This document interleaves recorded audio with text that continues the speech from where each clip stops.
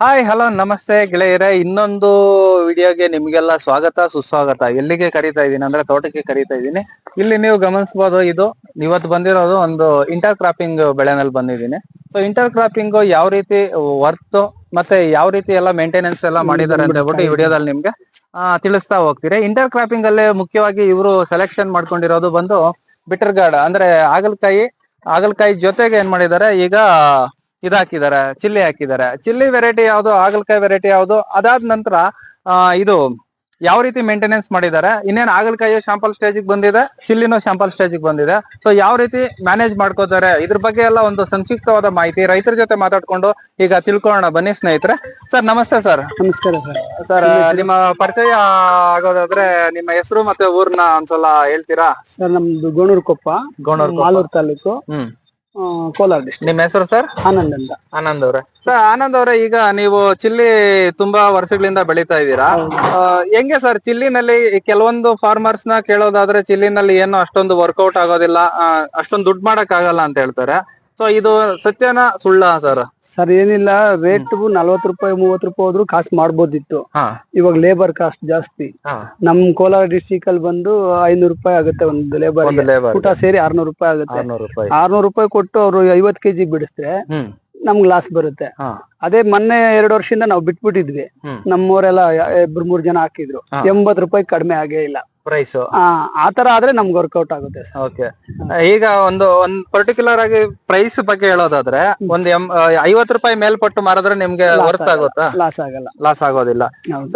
ಒಟ್ಟಾರೆ ಈಗ ನೀವು ಹೇಳುವಾಗ ತಳಿ ಒಂದು ಸೆಲೆಕ್ಷನ್ ಅನ್ನೋದೇನಿರ್ತದೆ ಅದು ತುಂಬಾನೇ ಪ್ರಮುಖವಾಗಿರುತ್ತೆ. ತಳಿ ವಿಚಾರದಲ್ಲಿ ನೀವು ಯಾವ್ದು ಸೆಲೆಕ್ಷನ್ ಮಾಡಿದೀರಾ ಮತ್ತೆ ಯಾವ್ದು ಬೆಳೆದಿದ್ದೀರಾ ನೀವು ಆಲ್ರೆಡಿ? ಸರ್ ಇದು ಡೂಮ್ ಅಂತ. ಇದು ಕಾಯಿ ಬಂದು ಹಸಿರು ಕಾಯಿ ಬರುತ್ತೆ. ಇದು ಓಕೆ, ಇದು ನಾವ್ ಬೇರೆ ಕಡೆಯಿಂದ ತಂದು ಹಾಕಿದ್ರೆ ವೈಟ್ ಬರುತ್ತೆ, ಅದ್ ನಮ್ ಮಾರ್ಕೆಟ್ ಅಲ್ಲಿ ಹೋಗ್ತಾ ಇಲ್ಲ. ವೈಟ್ ಇದು ಪಕ್ಕ ಗ್ರೀನ್ ಬರುತ್ತೆ. ಇದ್ರು ಅಷ್ಟೇ ಪಕ್ಕ ಡೂಮ್ ಕೊಡೋರು ನಮ್ಗೆ ಗೊತ್ತಿರೋ ನರ್ಸರಿಗಳಲ್ಲೇ ತಗೋಬೇಕು. ಬೇರೆ ನರ್ಸರಿಗಳಲ್ಲಿ ಎಲ್ಲಾ ನರ್ಸರಿಗಳು ಕೊಡಲ್ಲ, ಯಾಕಂದ್ರೆ ಅವ್ರು ಹಣ ಇದೆ ಡೂಮ್ ಅಂತಾರೆ, 1 ರೂಪಾಯಿ 1 ರೂಪಾಯಿ ತಗೊಂತಾರೆ. ನಮ್ಮ ಫ್ರೆಂಡ್ಸ್ ಎಲ್ಲ ತಗೊಂಬಂದು ಅವ್ರು ಚೆನ್ನಾಗಿ ಬೆಳೆ ಮಾಡಿರೋ ಹತ್ರ ತಗೊಂಡಿರೋದು ನಾವು. ಚೆನ್ನಾಗಿ ಅದೇ ಬರ್ತಾ ಇದೆ, ಇಲ್ಲಾಂದ್ರೆ ಇಷ್ಟೊತ್ತು ಗೊತ್ತಾಗ್ಬಿಡ್ತಾ ಇತ್ತು. ಇದು ಸರ್ ಎಷ್ಟು ಸರಿ ಬೆಳೆದಿದ್ದೀರಾ ಸರ್ ನೀವು ಈ ಮೆಣಸಿನಕಾಯಿ? ಸರ್ ನಾವು ಚಿಕ್ಕ ಮಕ್ಳಿಂದ ಬೆಳಿತಾನೆ ಇರ್ತೀವಿ. ಅಲ್ಲ ಈಗ ಪರ್ಟಿಕ್ಯುಲರ್ ಆಗಿ ಧೂಮ್ ವೆರೈಟಿ ಅಂತ ಹೇಳ್ತಾ ಇದ್ದೀರಾ, ಎರಡನೇ ಸರ್ತಿ ಬೆಳೆದಿದ್ದೀರಾ. ಫಸ್ಟ್ ಟೈಮ್ ಬೆಳೆದಿದ್ದಾಗ ಪರವಾಗಿಲ್ಲ ಸರ್. ನಾನು ಏನ್ ಮಾಡಿದ್ರು ದೊಡ್ಡದಾಗಿ ಒಂದೇ ಸರಿ ಮಾಡಕ್ ಹೋಗಲ್ಲ ಸರ್. ಪುಟ್ಟದಾಗಿ ನೋಡ್ರಿ, ಅಲ್ಲಿ ಮನೆ ಪಕ್ಕದಲ್ಲಿ ಹಾಕಿದೀನಿ, ತಮಿಳ್ನಾಡಿಂದ ತಂದೆ. ಅದ್ ಯಾವ ತರ ಬರುತ್ತೆ, ಹಣ ಚೆನ್ನಾಗೈತೆ ಅಂದ್ರು, ನೋಡೋಣ ಅಂತ 10 ಕ್ರೇಟ್ ತಂದುತ್ತೆ. ಅದ್ರಲ್ಲಿ ಬಂದ್ರೆ ಅದ್ ನಮ್ ಮಾರ್ಕೆಟಿಂಗ್ ಚೆನ್ನಾಗ್ ಆಗಿಲ್ಲ. ಅದೇ ಡೂಮ್ ಒಂದು ಎಲ್ಲಾರು ನರ್ಸರಿಗಳಿಗೆ ಹೋದಾಗೆಲ್ಲ 1 ಕ್ರೇಟ್ 2 ಕ್ರೇಟ್ ತಂದು ನಾನು ಹಾಕ್ತಾನೆ ಇರ್ತೀನಿ ಮನೆ ಮಟ್ಟಕ್ಕೆ. ಅವಾಗ ಅದ್ರಲ್ಲಿ ಕಾಯಿ ಹೆಂಗ್ ಬರುತ್ತೆ ನೋಡ್ಕೊಂಡು ಹಾಕ್ತೀನಿ. ಖಂಡಿತ ಫಸ್ಟ್ ನಾವು ಪರೀಕ್ಷೆ ಮಾಡಿ ನಂತರ ದೊಡ್ಡ ಮಟ್ಟದಲ್ಲಿ ಮಾಡ್ಬೇಕು. ಯಾಕಂದ್ರೆ ನಾನು ಒಂದೇ ಬೆಳೆ ಬೆಳಿಬೇಕಪ್ಪ 10 ಎಕರೆ 5 ಎಕರೆ ಅಂತ ನಾವು ಸ್ಟ್ಯಾಂಡರ್ಡ್ ಆಗಿ ಹೋಗಕ್ಕೂ ಆಗಲ್ಲ. ನಮಗೂ ನೀರ್ ಸ್ವಲ್ಪ ಕಡಿಮೆ ಇರೋದ್ರಿಂದ ಇವಾಗ ಎಲ್ಲೋ ಒಂದ್ ಕಡೆ ಅವಾಗ ಈರುಳ್ಳಿ ನೋಡಿದ್ರಲ್ಲ ಅಂತ ಕಡೆ ಒಂದೊಂದು ಹಾಕಿರ್ತೀವಿ. ಇವಾಗ ಒಂದ್ ಕ್ರೇಟ್ ಅಂದ್ರೆ 100 ಲೈನ್ಗೆ ಎಲ್ಲೋ ಒಂದೊಂದು ಖಾಲಿ ಜಾಗದಲ್ಲಿ ಹಾಕಿ ಅದರಲ್ಲಿ ಬರುವಂತ ಇಳುವರಿ ನೋಡಿ ಅದಾದ ನಂತರ ಲಾರ್ಜ್ ಸ್ಕೇಲ್ ಅಲ್ಲಿ ಮಾಡಿ.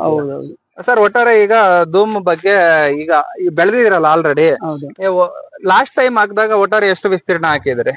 1 ಎಕರೆ. 1 ಎಕರೆ. ಸರ್ ಒಂದು ಏನಾದ್ರು ಐಡಿಯಾ ಇದೆ ಎಷ್ಟು ಟನ್ ಆಗಿದೆ? ಏನಾದ್ರು ಒಂದು 15 ಟನ್. 15 ಟನ್ ಹಾರ್ವೆಸ್ಟ್ ಮಾಡಿದೀರಾ ಅಣ್ಣ? 15 ಟನ್ ಹಾರ್ವೆಸ್ಟ್ ಮಾಡ್ಬೇಕಂದ್ರೆ ಕಾಲಾವಧಿ ಜಾಸ್ತಿ ಬೇಕಾಗುತ್ತೆ ನನ್ನ ಅಂದಾಜಿಗೆ. 6 ತಿಂಗಳು ಇರುತ್ತೆ. 6 ತಿಂಗಳು. ಓಕೆ, ಶಾಂಪಲ್ ಸ್ಟಾರ್ಟ್ ಆಗೋ ಸ್ಟೇಜ್ ಎಷ್ಟು ದಿನಕ್ಕೆ? 2 ತಿಂಗಳು. 2 ತಿಂಗಳಿಗೆ ಶಾಂಪಲ್. 2 ತಿಂಗಳಾಗಿದೆ. ಈಗ 2 ತಿಂಗಳಾಗಿದೆಯಾ? ಸೊ ಸ್ನೇಹಿತರ, ಇಲ್ಲಿ ಗಿಡ ಗಮನಿಸೋದಾದ್ರೆ ನಾನು ವೈರಸ್ ಗಿಡಗಳು ಅಷ್ಟೊಂದಾಗಿ ಎಲ್ಲೂ ಕಂಡು ಬಂದಿಲ್ಲ ನನಗೆ. ಎಲ್ಲೋ ಕೆಲವೊಂದು ಇದಾವೆ. ಸೊ ಇಲ್ಲಿ ಬನ್ನಿ. ಅದು ವೈರಸ್ ಇಲ್ಲ, ಇದೆ ಟ್ರಿಪ್ಸ್ ತೊಂದರೆ ಮಾಡಿರೋದು. ವೈರಸ್ ಅಂದ್ರೆ ಬೇರೆ ತರ ಇರುತ್ತೆ. ಸ್ನೇಹಿತರೆ ಇಲ್ಲಿ ಗಮನಿಸಬಹುದು, ಇದು ಬಂದು ಟ್ರಿಪ್ಸ್ ಆವಳೆಯಿಂದ ನಿಮ್ಗೆ ಈ ರೀತಿ ಆಗಿರ್ತದೆ. ಸೊ ಅದನ್ನ ಹೊರತುಪಡಿಸಿ ವೈರಸ್ ಗಿಡನೇ ಬೇರೆ ತರ ಇರುತ್ತಂತೆ. ಸೊ ಅದನ್ನು ನಿಮ್ಗೆ ಈ ವಿಡಿಯೋದಲ್ಲಿ ತೋರಿಸ್ತೀನಿ. ಅಣ್ಣ ಈಗ ಹೇಳಿದ್ರಲ್ವಾ 2 ತಿಂಗಳಿಗೆ ಸ್ಟಾರ್ಟ್ ಆಗಿದೆ ಅಂತ ಹೇಳಿದ್ರೆ, ನಿಮ್ಗೆ ಒಂದು 4 ತಿಂಗಳು ವೈರಸ್ ಆ ಕಡೆ ಲೈನ್ ಅಲ್ಲಿ ಇದೆ. ಹೋಗೋಣ.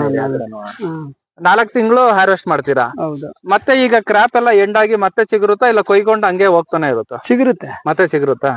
ಕಾಯಿ ಕೀಳ್ತಾ ಇದ್ರೆ ಸಿಗುತ್ತೆ. ಕಾಯಿ ತೆಗಿತಾ ಇದ್ರೆ ಕೆಳಗಡೆ ಮತ್ತೆ ರೇಟ್ ಇಲ್ಲ ಅಂದಾಗ ಏನ್ ಮಾಡ್ತೀವಿ ಅಂದ್ರೆ ಕೀಳಕ್ ಲೇಬರ್ಗೂ ಕಾಸು ಬರಲ್ಲ ಅಂದಾಗ ಇದನ್ನ ಹಂಗೆ ಬಿಟ್ಬಿಡ್ತೀವಿ. ಹಂಗೆ ಇಲ್ಲೇ ಹಣ್ಣಾಗ್ಬಿಡ್ತಿದ್ದು. ಕಲರ್ ಬಂದಿದ ತಕ್ಷಣ ಇಲ್ಲಿ ಕಲರ್ ಬಂದಾಗ ನೋಡಿ ಫ್ಲೇವರ್ ಎಲ್ಲ ಡ್ರಾಪ್ ಆಗ್ಬಿಡುತ್ತಿದ್ದು. ಸರಿ ಸರಿ ಸರಿ. ಇಲ್ಲಿ ನಾವು ಕಾಯಿ ಯಾವಾಗ ದಪ್ಪ ಮಾಡಕ್ ಬಿಡ್ತೀರೋ ಇವೆಲ್ಲ ಉಳಿಯಲ್ಲ. ಇದು ಇವಾಗ ಸಂಪೂರ್ಣವಾಗಿ ನಾವು ಕೊಡುವಂತ ಪೋಷಕಾಂಶಗಳು ಎಲ್ಲದಕ್ಕೂ ಹೋಗ್ತಾನೆ ಇದ್ರೆ ಕರೆಕ್ಟ್ ಆಗಿ ಲಾಂಗ್ ಡ್ಯೂರೇಷನ್ ಕ್ರಾಪ್ ಬರ್ತದೆ. ನಾವು ಬಿಟ್ಬಿಟ್ಟಾಗ ಏನಾಗ್ತದೆ ಅದಕ್ಕೆ ಸಾಕಾಗಲ್ಲ ಮೇಲೆ ಇರೋ ಡ್ರಾಪ್ ಆಗುತ್ತೆ. ಅದೇ ನಾವು ಕೀಳ್ತಾ ಇದ್ರೆ ಅದು ಮೇಲೆ ಹೂವು ಬಂದ್ಕೊಂಡ್ ಬರ್ತಾನೆ ಇರುತ್ತೆ. ವರ್ಷನೂ ಇರುತ್ತೆ ಇದ್ರೆ ಮಾಡಿದ್ರೆ ಔಷಧಿಗಳು ಮೇಂಟೈನ್ ಮಾಡಕ್ ಆಗಲ್ಲ ಅಂತ ಬಿಟ್ಬಿಡ್ತೀವಿ. ಸರಿ ಸರಿ. ಅದ್ರಲ್ಲಿ ಇವಾಗ ರೈತಂದು ಒಂದು ವರ್ಷ ಫುಲ್ ಒಂದ್ ರೇಟ್ ಇರುತ್ತೆ ಅಂತ ಗೊತ್ತಾಗಲ್ಲ. ಇವಾಗ ನಾವು ಏನೋ ಸಾಲ ಸೋಲ ಮಾಡಿರ್ತೀವಿ, ಒಂದಷ್ಟು 4 ಕೊಯ್ಲು 5 ಕೊಯ್ಲು ಕೊಯ್ದ್ಮೇಲೆ ಆ ರೇಟ್ ಬಂದ್ರೆ ಸ್ವಲ್ಪ ಗೆಟನ್ ಆಗಿ ಅದಕ್ಕಿನ್ನೂ ಜಾಸ್ತಿ ಔಷಧಿ ತಂದು ಹೊಡಿತೀವಿ. ಏನು ನಮಗೂ ಒಂದು ಹುಮ್ಮಸ್ ಬರುತ್ತಲ್ಲ. ಇಲ್ಲ ಅಂದ್ರೆ ಫಸ್ಟ್ 4-5 ಕೊಯ್ಲು ಲಾಸ್ ಆಗಿದ್ದಾಗ ಬೇಡ ಬಿಡಪ್ಪ ಅಂದ್ರೆ ಹೌದು. ಸೊ ಈಗ ಎಲ್ಲ ರೈತರು ಅಷ್ಟೇ ಅನ್ಸುತ್ತೆ.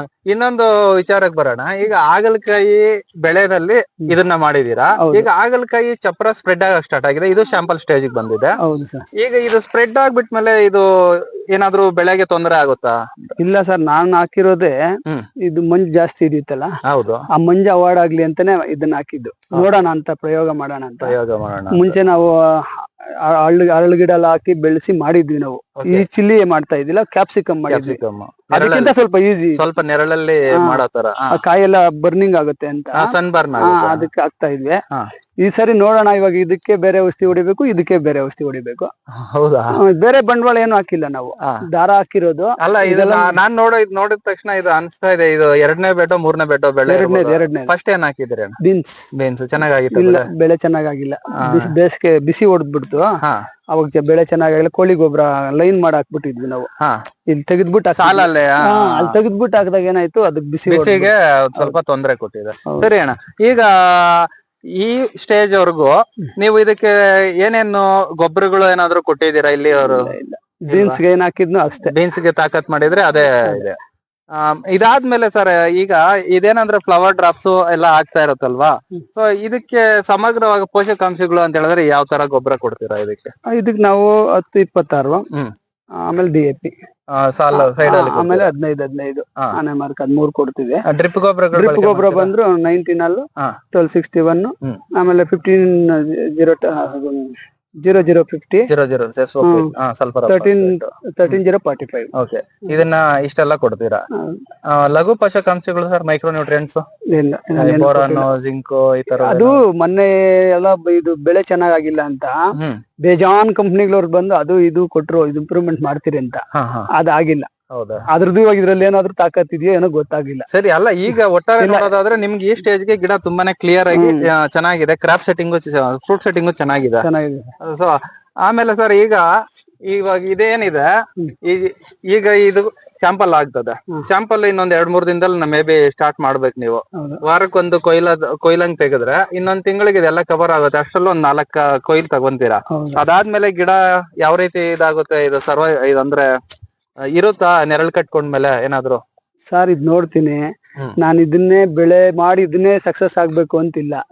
ಇದ್ ಸಕ್ಸಸ್ ಆದ್ರೆ ಅದನ್ನ ಮಾಡ್ಕೋತೀನಿ, ಅದ್ ಸಕ್ಸಸ್ ಆದ್ರೆ ಇದನ್ ಮಾಡ್ಕೋತೀನಿ. ನೀವ್ ಎರಡೂ ತರ ಯೋಚನೆ ಮಾಡಿದೀರಾ? ಇದಕ್ ಬರೀ 5,000 ರೂಪಾಯಿ ಬಂಡವಾಳ ಹಾಕಿ ನಾರ್ ತಂದು ಇಟ್ಟಿರೋದಷ್ಟೇ. ನೀರ್ ಅದಕ್ ಬಿಡೋದೆ, ನೀರ್ ಇದಕ್ ಬಿಟ್ಟಿರೋದು. ಸ್ಪ್ರೇಗಳು ಅದೇ ಸ್ಪ್ರೇ ಅದೊಂದು 20,000 ಆಗಿರುತ್ತೆ. ಹೌದಾ? ಏನ್ ಮಾಡ್ತೀನಿ ಅಂದ್ರೆ, ನನ್ ಪ್ಲಾನ್ ಏನಿರೋದಂದ್ರೆ, ಇವಾಗ ಇದು ಫುಲ್ ಬಳ್ಳಿ ಹಬ್ಕೊಂಡ್ಬಿಡ್ತು ಅನ್ಕೊಳ್ರೆ, 2ಕ್ಕೂ ರೇಟ್ ಸಿಕ್ತು ಅನ್ಕೊಳ್ರೆ, ಇಲ್ಲಿ ಕಟ್ ಮಾಡ್ಬಿಡ್ತೀನಿ. ಓಕೆ, ಒಂದೊಂದನ್ನ ತೆಗೆದ್ ಬಿಡ್ತೀರಾ? ಫುಲ್ ಏನು ತೆಗಿಯಲ್ಲ ನಾನು. ಕಟ್ ಮಾಡ್ಬಿಟ್ರೆ ಅದೇ ಒಂದ್ ದಿವಸಕ್ಕೆ ಬರ್ನ್ ಆಗಿ ಸಣ್ಣ ಲೈಟ್ ಆಗಿ ಬೆಳಕ್ ಬರ್ತದೆ. ಅವಾಗ ಇದ್ ಮತ್ತೆ ಸಿಗಿರ್ಕೊಂಡ್ ಬರುತ್ತೆ. ನೀವು ಪ್ರೈಸ್ ವೈಸ್ ನೋಡೋಣ, ಯಾವ್ದು ಇದು ಚೆನ್ನಾಗಿ ರನ್ನಿಂಗ್ ಅಲ್ಲಿ ಐತಂದ್ರೆ ಉಳಿಸ್ಕೊಂತೀರಾ, ಇಲ್ಲ ಅಂತ ಹೇಳಿದ್ರೆ ಈ ರೀತಿ ಮೆಥಡ್ ನ ಫಾಲೋ ಮಾಡ್ಕೊಂತೀರಾ. ಯಾಕಂತ ಹೇಳಿದ್ರೆ ಮಿಶ್ರ ಬೆಳೆ ಮಾಡುವಾಗ ನೆರಳು ಕಟ್ಕೊಂತಂದ್ರೆ ಈ ಬೆಳೆಗಳು ಆಗಲ್ಲ ಅಂತ ಹೇಳ್ತಾರ. ಅದ ಕಾರಣಕ್ಕೆ ಕೊಟ್ಟೆ. ಇವಾಗ ಇದು ಕವರ್ ಆಗಷ್ಟೊತ್ತಿಗೆ ನೀವ್ ಹೇಳಿದಂಗೆ 4 ಕ್ರಾಪ್ ಆಗಿರುತ್ತೆ. 3-4 ಕ್ರಾಪ್ ಮುಗಿಸ್ಕೊ. ಅವಾಗ 2 ರೇಟ್ ಇತ್ತಂದ್ರೆ ಗಿಡ ಹಾಳು ಮಾಡಕ್ ಹೋಗಲ್ಲ. ಕಟ್ ಮಾಡ್ಬಿಡ್ತೀನಿ. ಅವಾಗ ಮತ್ತೆ ಚಿಗುರು ಹೊಡೆದು ಮತ್ತೆ ಬರೋದು ಇನ್ನ 2 ತಿಂಗಳಾಗುತ್ತೆ. ಅಷ್ಟರಲ್ಲಿ ಇದ್ರಲ್ಲಿ ನೀವು ತಗೊಳ್ತಾ ಇರ್ತೀರಾ. ನಿಮ್ ಪ್ಲಾನಿಂಗ್ ತುಂಬಾನೇ ಚೆನ್ನಾಗಿದೆ. ಇನ್ನ ಗಿಡ ನೋಡಿದ್ರೆ ನೀಟಾಗಿ ಮೇಂಟೈನ್ ಮಾಡಿದೀರಾ.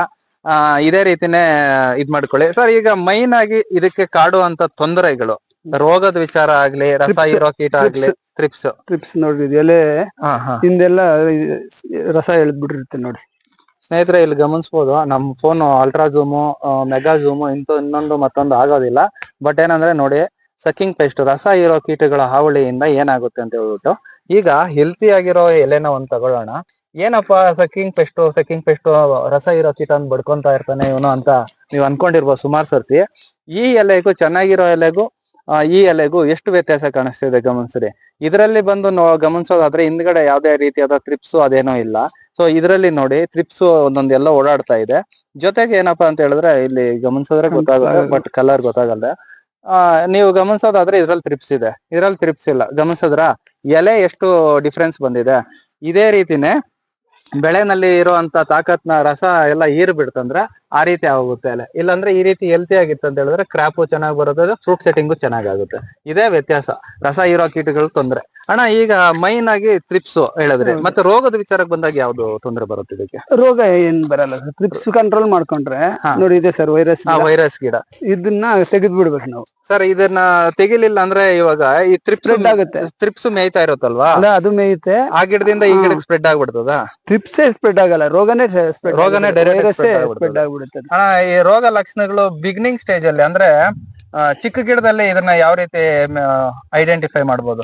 ಇದು ಗೊತ್ತಾಗುತ್ತೆ ಸರ್ ತಕ್ಷಣ. ಇದು ನಾವು ನೀರೆಲ್ಲ ಬಿಟ್ಟು ಗೊಬ್ಬರ ಎಲ್ಲ ಸ್ವಲ್ಪ ಬಿಟ್ಮೇಲೆ ಇದೆಲ್ಲ ಗ್ರೀನಿಶ್ ಬರುತ್ತೆ, ಇದು ಯೆಲ್ಲೋ ಕಲರ್ ಚೇಂಜ್ ಆಗುತ್ತೆ. ಅದು ಅವಾಗೆ ನೋಡ್ತೇವೆ. ಪ್ರಾಥಮಿಕ ಹಂತದಲ್ಲಿ ಅದನ್ನ ತೆಗೆದು ಹೊರಗಡೆ ಹಾಕ್ಬಿಟ್ರೆ ಇನ್ನೊಂದು ಗಿಡಕ್ಕೆ ಸ್ಪ್ರೆಡ್ ಆಗೋದನ್ನ ನಾವು ಕ್ಲೀನ್ ಆಗಿ ತಡಿಬಹುದು. ಸೊ ಸ್ನೇಹಿತರೆ ನೋಡೋದ್ರಲ್ವಾ, ಈ ತರ ನಾವು ಪ್ರತಿದಿನ ಬಂದಾಗ ಬೆಳೆ ಹಾಕ್ಬಿಟ್ಟು ಸುಮ್ನೆ ಬಂದು ಎಲ್ಲೋ ನಿಂತ್ಕೊಂಡು ಒಂದ್ ಕಡೆ ಚೆನ್ನಾಗಿದೆ ಅನ್ಕೊಂಡು ಹೋಗ್ಬಾರ್ದು. ಪ್ರತಿ ಲೈನ್ ಆಗಿಲ್ಲ ಅಂದ್ರೂ ಅಟ್ಲೀಸ್ಟ್ ಒಂದು 4-5 ಸುತ್ತು ನೋಡಬೇಕು. ಏನಾದ್ರೂ ಗಿಡದಲ್ಲಿ ಬದಲಾವಣೆ ಇದ್ದಾಗ, ಈ ರೀತಿ ವೈರಸ್ ಗಿಡಗಳು ಕಂಡು ಬಂದಲ್ಲಿ ಬೇಸಿಕ್ ಸ್ಟೇಜ್ ಅಲ್ಲಿ ಅದನ್ನ ತೆಗೆದುಹಾಕಿದ್ರೆ ಖಂಡಿತವಾಗ್ಲೂ ವೈರಸ್ ಸ್ಪ್ರೆಡ್ ಆಗೋದನ್ನ ಮತ್ತೆ ವೈರಸ್ ಹಾವಳಿನ ತಡೆಗಟ್ಕೊಬಹುದು. ಸರ್ ಈಗ ಮೈನ್ ಆಗಿ ನೀವು ತ್ರಿಪ್ಸ್ ಗೆ ಸ್ಪ್ರೇ ವಿಚಾರಕ್ಕೆ ಬಂದಾಗ ಯಾವ ರೀತಿಯಾದ ಕೆಮಿಕಲ್ಸ್ ಯೂಸ್ ಮಾಡ್ತೀರಾ? ಅಟ್ಲೀಸ್ಟ್ ಒಂದ್ 2-3 ಆದ್ರೂ ಹೇಳಿದ್ರೆ. ಸರ್ ನಾವು ಎಕ್ಸ್ಪೋನಸ್, ಸಿಮೋಡಿಸ್, ಹುಳ ಜಾಸ್ತಿ ಇದ್ದು ಸಿಮೋಡಿಸ್ ಅಲ್ಲಿ ಟ್ರಿಪ್ಸ್ ಕಂಟ್ರೋಲ್ ಆಗುತ್ತೆ, ಹುಳನು ಕಂಟ್ರೋಲ್ ಆಗುತ್ತೆ. ಎಕ್ಸ್ಪೋನಸ್ ಅಲ್ಲಿ ಹುಳ ಕಂಟ್ರೋಲ್ ಆಗುತ್ತೆ. ಎಕ್ಸ್ಪೋನಸ್ ಪ್ರಕ್ಲೈಮ್ ಹಾಕೋತೀವಿ. ಆಮೇಲೆ ಇದು ಗೆರೆ ಹುಳಕ್ ಬಂದು ಕಾಟೋಪೈಡಕ್ಟೋರೈಡ್ ಅದಕ್ಕೆ ಮಿಕ್ಸ್ ಹಾಕೋದು. ಅಂದ್ರೆ ಒಂದೊಂದು ಔಷಧಿಗೆ ಒಂದೊಂದ್ ಸರಿ ಮಿಕ್ಸ್ ಅಂದ್ರೆ ಬಿಡಿ ಅದು. ಯಾಕಂದ್ರೆ ನಮ್ಮ ಗಿಡದಲ್ಲಿ ಏನು ವ್ಯತ್ಯಾಸಗಳಿದೆ ಅದಕ್ಕೆ ತಕ್ಕದಂಗೆ ನಾವು ಕೊಡ್ತೀರಿ, ಅದನ್ನ ಬಿಡಿ. ಬೇಸಿಕ್ ಆಗಿ ಇದನ್ನ ಬಳಕೆ ಮಾಡ್ಕೋತೀರಾ. ಮತ್ತೆ ಇನ್ನ ರೋಗದ ವಿಚಾರಕ್ಕೆ ಬಂದಾಗ ಇದಕ್ಕೇನಾದ್ರು ಎಲೆ ಉದುರುವಂತ ರೋಗ ಯಾವ್ದಾದ್ರು? ಅದೇನ್ ಬರಲ್ಲ, ಏನು ತೊಂದರೆ ಇರಲ್ಲ. ಅದ್ ಬರಲ್ಲ, ಬರುತ್ತೆ. ಇದು ಬರುತ್ತೆ, ಎಲೆ ಕೊಳೆಯೋ ರೋಗ, ಕಾಂಡ ಕೊಳೆಯೋ ರೋಗ ಬರುತ್ತೆ. ಅದು ಬೇಸಿಕ್ ಆಗಿ ಶಿಲೀಂಧ್ರನಾಶಕ ಮಾಡ್ತಿರಲ್ವಾ, ಯಾವ್ದಾವ್ದು ಯೂಸ್ ಮಾಡ್ಕೊಂತೀರಾ ಬೇಸಿಕ್? ನೋಡ್ರಿ, ಇದು ಕೊಳೆಯೋ ರೋಗ ಬಂದಾಗ ನಾವು ಆಂಟ್ರಾಕಲ್ ಆಗ್ಲಿ ಇಲ್ಲ ಇದು ಎಕ್ಸೋಡ್ ಇದು ಏನೋ ಇದು ಮೆಟ್ಲಾಕ್ಸೆಲ್ 30% ಅದ್ ನೋಡ್ಕೋತೀವಿ.